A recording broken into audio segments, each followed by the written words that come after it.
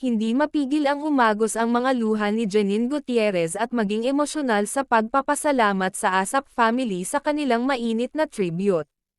Ang naturang tribute ay inialay para sa kanyang dalawang mahal na lola, sina Mamita Pilita at Mama Guy. Hindi napigil ang maiyak ni Janine habang pinapanood ang handog na performance. Ayon sa kanya, napakalaking bagay na maalala at parangalan ang kanyang mga lola sa isang respetadong programa.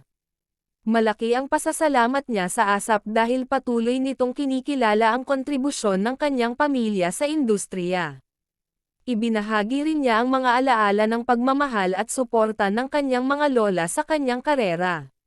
Sinabi ni Janine na ang pagkilala sa kanyang mga lola ay parang pagkilala na rin sa kanyang pinagmulan.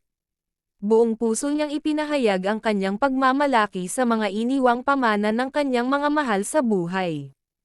Lubos siyang humanga sa husay ng pagkakaayos ng tribute na puno ng emosyon at paggalang. Sa huli, muling nagpasalamat si Janine sa ASAP family at sa lahat ng nagbahagi ng pagmamahal sa kanyang mga lola.